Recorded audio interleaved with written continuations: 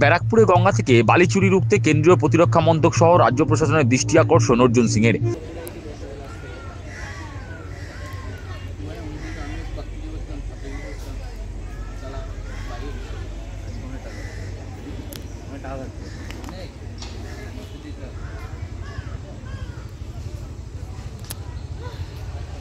গঙ্গাবক্ষ থেকে অবৈধ উপায়ে বালি উত্তোলনের বিরুদ্ধে বারংবার কড়া বার্তা দিচ্ছেন মুখ্যমন্ত্রী মমতা বন্দ্যোপাধ্যায়। অথচ মুখ্যমন্ত্রী সেই হুঁশিয়ারিকে অমান্য করেই গঙ্গা থেকে বালি উত্তোলনের মতো অবৈধ কারবার চালিয়ে যাচ্ছেন বালি মাফিয়ারা। এবার বালি মাফিয়াদের নজর পড়ছে ব্যারাকপুর ক্যান্টনমেন্ট বোর্ডের ধোবিঘাট এলাকায়, যেখানে খনন যন্ত্র ব্যবহার করে প্রকাশ্যে বালি তোলা হচ্ছে।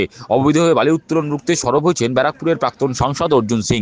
মঙ্গলবার রাতে তিনি নিজের এক্স হ্যান্ডেল থেকে গঙ্গা থেকে বালি উত্তোলনের ভিডিও পোস্ট করে সোচ্চার হয়েছেন। তিনি টুইটে লিখেছেন, মোটর ও পেলোডার ব্যবহার করে অবৈধভাবে বালি তোলা হচ্ছে ধোবিঘাটের কাছ থেকে গঙ্গা থেকে। যদিও ওই এলাকা ব্যারাকপুর ক্যান্টনমেন্ট বোর্ডের অন্তর্গত। বালি উত্তোলন বন্ধে তিনি কেন্দ্রীয় প্রতিরক্ষা মন্ত্রী রাজনাথ সিং এবং প্রতিরক্ষা দপ্তর, রাজ্যপাল, ব্যারাকপুর সিটি পুলিশের দৃষ্টি আকর্ষণ করেছেন। পাশাপাশি কলকাতা পোর্ট ট্রাস্টকেও এই ব্যাপারে পদক্ষেপ নেওয়ার তিনি দাবি করেছেন। প্রসঙ্গত, ব্যারাকপুরে একদিকে রয়েছে লাটবাগান আর অপরদিকে রয়েছে ক্যান্টনমেন্ট বোর্ডের সেনা ছাউনি। এই ক্যান্টনমেন্ট বোর্ডের অধীনে রয়েছে ধোবিঘাট। ওই ফেরিঘাট দিয়েই প্রতিদিন বহু মানুষ যাতায়াত করেন।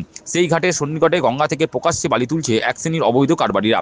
বুধবার সংবাদমাধ্যমের মুখোমুখি হয়ে প্রাক্তন সাংসদ অর্জুন সিং বলেন, পোর্ট ট্রাস্টকে নাকি লেভি দিয়ে ওখানে বালি উত্তোলন করা হচ্ছে, কিন্তু গোটা এলাকা জুড়ে সেনারা থাকেন। সেখানে একাধিক স্কুল ও কলেজ রয়েছে।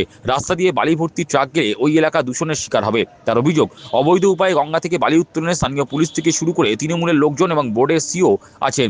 ক্যান্টনমেন্ট এলাকা, ক্যান্টনমেন্ট এলাকা পোর্ট ট্রাস্টের জায়গা থেকে সরাসরি বালি, ডাইরেক্ট বালি তুলছে একজন অসাধু বিজনেসম্যান।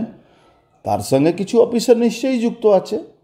ক্যান্টনমেন্ট এরিয়া মধ্যে কী করে বালি আসে, তারপরে পোর্ট ট্রাস্টের বালি কী করে আসে, লোকাল পুলিশ নিশ্চিতভাবে ইনভলভ আছে। আমি কাল প্রকাশ্যে এবার অজুহাত দিচ্ছে নাকি ও পোর্ট ট্রাস্টকে টাকা দিয়েছে, পোর্ট ট্রাস্টকে মানে লেভি দিয়েছে। লেভি দিলে কি হবে? আপনি একটা রাস্তা, যে রাস্তাতে আর্মিরা থাকে, আর্মি ফ্যামিলি থাকে, শয় স্কুল আছে, সেখানে আপনি ট্রাক দিয়ে বালু তুলবেন, ও রাস্তার অবস্থা কি হবে? পলিউশনের কি অবস্থা আছে? গঙ্গা থেকে বালি তোলা তো দূরের কথা, গঙ্গা থেকে তো আপনি জলও বের করার জন্য আপনাকে সেন্ট্রাল গভর্নমেন্ট থেকে পারমিশন লাগবে।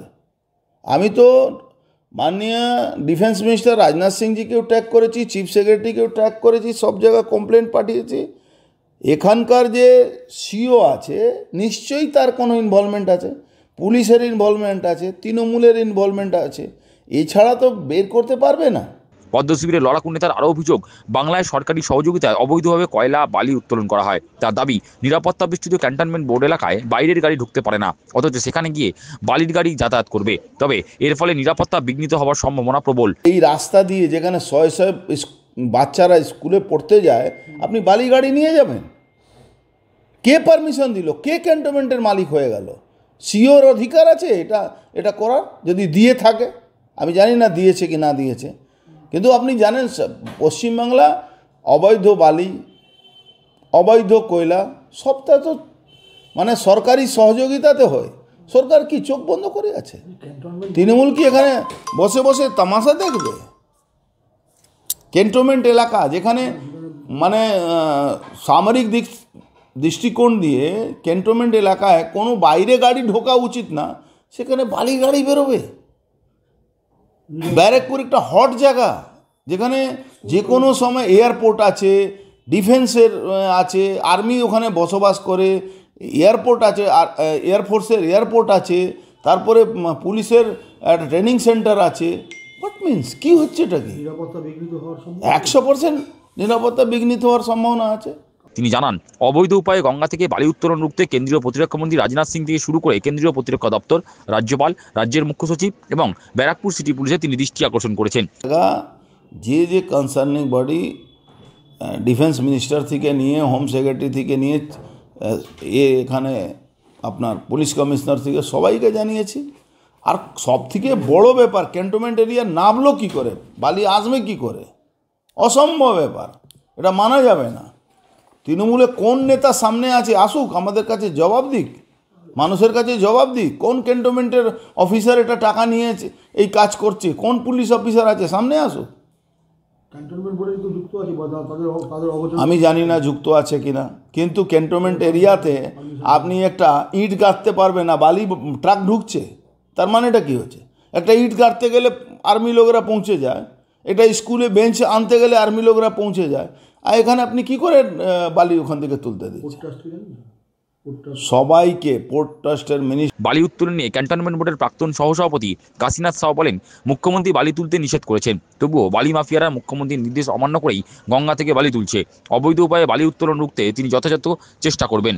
দিন আমার নেত্রী মমতা ব্যানার্জি পরিষ্কার বলেছে যে গঙ্গা থেকে বালি তোলা যাবে না। রাত্রিবেলা দিনের বেলা 24 আওয়ার্স এই কাজ ওরা করছে। এরা একটা বালি মাফিয়া, পরিষ্কার কথা, এরা বালি মাফিয়া। এরা যেন তেন প্রকারের এরা বালি বিক্রি করবে, টাকা রোজগার করবে, কিন্তু ক্ষতি আমাদের হবে, নাগরিকদের হবে, গঙ্গায় ভাঙন হবে, এই বালি রাস্তায় পড়বে, বালিগুলো উড়বে, বাচ্চা বাচ্চা ছেলে মেয়েরা এখানে পড়াশোনা করতে আসে, তাদেরও শ্বাসকষ্টের অনেক অসুবিধা হবে। আমরা এটা নিয়ে আমাদের দলে আমরা আলোচনা করব এবং কিভাবে এটাকে প্রতিহত করা যায় সেটা আমরা চেষ্টা করব। মুখ্যমন্ত্রীর কথাকে অমান্য করে এই এত বড় কাজ হচ্ছে, কি বলবেন? আইনত কি ব্যবস্থা নেবেন? আইনত আমরা উপরে চিঠি লিখব, আমরা জানাবো এবং দৃষ্টান্তমূলক যাতে এদের শাস্তি হয় সেই ব্যবস্থাটা যাতে করা হয় সেইটা করতে হবে।